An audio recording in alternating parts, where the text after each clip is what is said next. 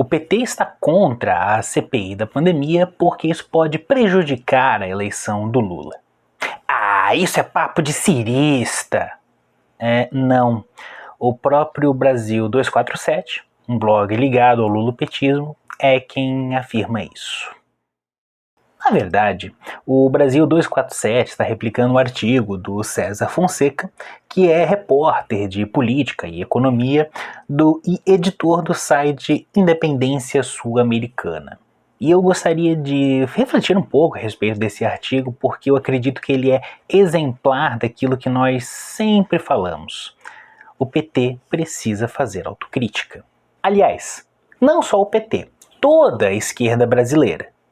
Mas nesse caso, já que nós estamos falando de PT, vamos falar do Lula e do PT. O título do artigo é o seguinte: CPI e impeachment podem adiar a eleição e golpear Lula. E o artigo começa com o seguinte parágrafo: a CPI da pandemia pode, ou não, representar golpe institucional da direita para adiar as eleições de 2022, barrando, mais uma vez, potencial vitória eleitoral de Lula, questiona o jornalista César Fonseca.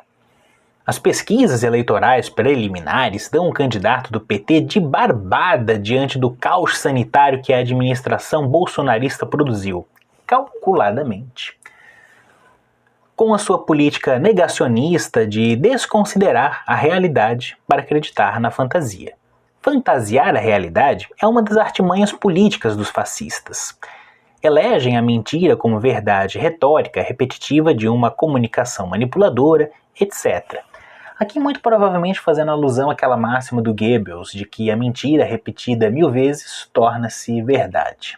E que pode ser identificada também no mecanismo de produção, divulgação e difusão de fake news, muito usada pelo bolsonarismo. Se o bolsonarismo fantasia calculadamente a realidade, mesmo que esta esteja evidente nas mais de 350 mil mortes pela Covid-19, por que não calcularia e executaria confronto institucional para justificar adiamento da eleição em nome da falsa estabilidade democrática vestida de golpe? Constrói-se ficção política tal qual a falsa estabilidade econômica neoliberal só existente nos livros-textos de economia. Como o capitalismo é verdade em forma de instabilidade, a teoria, na prática, vira mera retórica na pandemia e na recessão neoliberal. E aqui é interessante porque o artigo começa falando justamente daquilo que é o cerne dessa reflexão: golpe. E é preciso, portanto, voltar ao golpe de 2016, primeiro porque, foi um golpe. A desestabilização da democracia brasileira começa um pouco antes, na verdade, em 2013, mas tem no golpe de 2016 a sua consumação. E segundo, porque nós entendemos que o governo Bolsonaro é a continuidade desse golpe.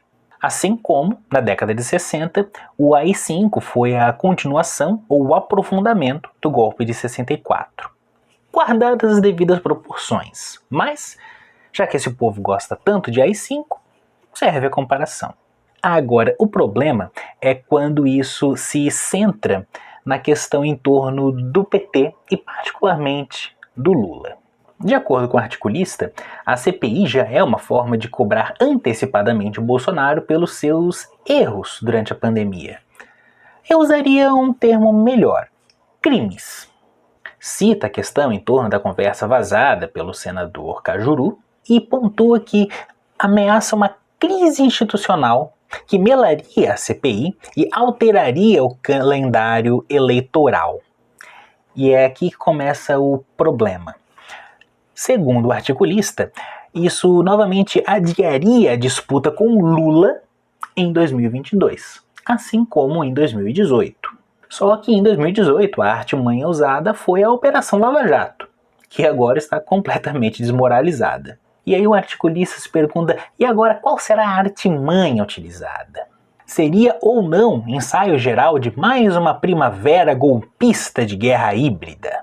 E aqui o articulista aponta que essa conversa vazada pelo senador Cajuru pode fazer parte de algo maior, de um golpe de marketing para polarizar artificialmente uma guerra institucional entre executivo e legislativo. em que o STF seria chamado para pacificar. E se o resultado favorece ou prejudica a CPI da pandemia, se o resultado dela for impasse institucional, cujas consequências jogariam com o interesse de Bolsonaro de impedir, novamente, Lula? E depois de mais alguns trechos, a conclusão do artigo é a seguinte: o fato concreto é que cresce o fantasma da candidatura de Lula. Pesquisas que atestam a ascensão política irresistível dele afundam a popularidade do presidente na pandemia, enquanto Lula vira foguete. Bom, eu gostaria mais uma vez de dizer que o PT precisa urgentemente fazer uma autocrítica. Quem não entendeu ainda o golpe de 2016 não está preparado para 2022. Achar que o golpe de 2016 foi apenas para tirar a Dilma do poder e que as ações subsequentes, como o impedimento do Lula de participar das eleições de 2018, reparem bem, nós estamos de acordo que foi ilegal, que foi uma jogada política, que todo o julgamento foi político. Concordamos que a atuação de Sérgio Moro foi criminosa em todo o processo, mas daí concluir que tudo isso foi feito única e exclusivamente mirando na figura do presidente Lula ou da presidente Dilma em 2016, visando tirar o PT do poder ou impedir que o PT voltasse ao poder, é um erro estratégico, é um erro de análise política, é um erro conjuntural e que certamente levará ao mesmo erro em 2022. O golpe de 2016 não foi um golpe apenas contra o PT. A principal vítima do golpe de 2016 não é o Lula, não é a Dilma, não é o PT, é o povo brasileiro como um todo, é a soberania brasileira, é a nossa democracia. Outro erro que o artigo comete é achar que toda essa articulação parte do Bolsonaro. Não era o Bolsonaro que não queria que o Lula concorresse com ele nas eleições de 2018. Bolsonaro era apenas um fantoche de um projeto para o Brasil. Um projeto de aprofundamento do neoliberalismo, de destruição do estado de bem-estar social, garantido pela Constituição Federal de 1988 e aprofundado pelos governos petistas, temos que reconhecer isso. E, claro, levar em consideração a questão do petróleo, do pré-sal, da Petrobras. E basta ver o que foi aprovado em seguida no andamento do golpe para nós nos darmos conta do que se trata. Reforma trabalhista, reforma da Previdência, a questão do petróleo, da água, da terra. Enfim, são todas questões que giram em torno da democracia e da soberania brasileira.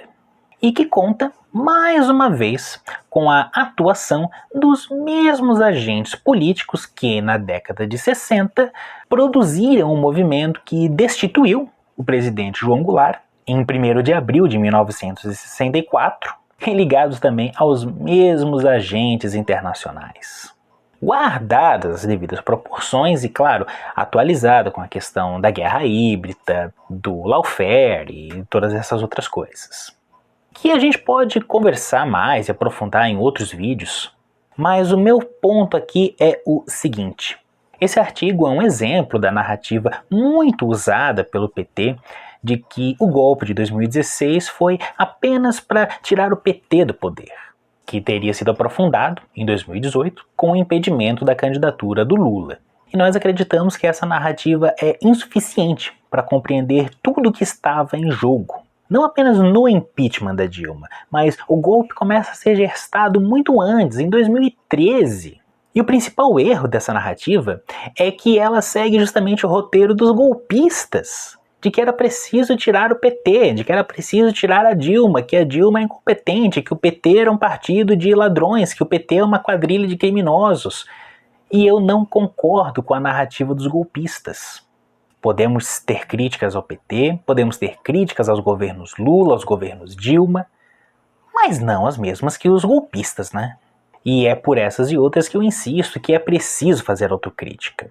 O PT precisa fazer a sua autocrítica, afinal era o partido no governo. Isso significa que é preciso fazer uma autocrítica da postura do PT desde as eleições de 2014, o segundo governo Dilma, os erros da presidente durante o seu governo, os erros do PT na condução da crise institucional que se formou, que deve levar em consideração também todos os erros cometidos ao longo de todos os governos Dilma e Lula.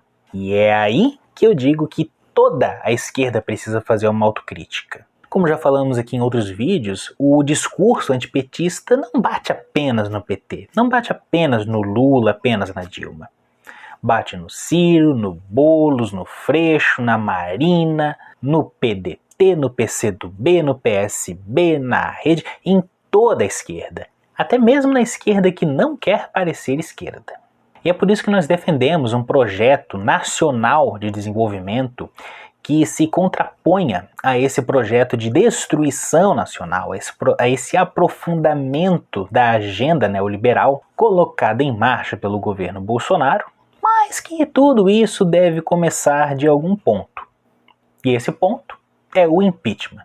Nós somos, sim, a favor do impedimento do presidente Jair Bolsonaro porque acreditamos que ele é um criminoso. Ele tem, sim, cometido crimes de responsabilidade, quase 30, segundo as contas do Reinaldo Azevedo. A atuação dele na pandemia pode sim ser classificada como genocídio, e fora outros crimes que o Bolsonaro pai e os seus filhos também devem responder, desde antes da sua eleição como presidente. Mas se é para focar apenas na atuação do governo Bolsonaro durante a pandemia, então nós dizemos CPI sim. Aí sim, nós podemos falar de um Brasil diferente para 2022. Discutir um projeto para o que nós vamos fazer para reconstruir esse país. E chamar para um debate. Os intelectuais, os especialistas, técnicos, os movimentos sociais, institutos, instituições, agências, partidos políticos, todos esses agentes interessados em discutir um projeto para o Brasil.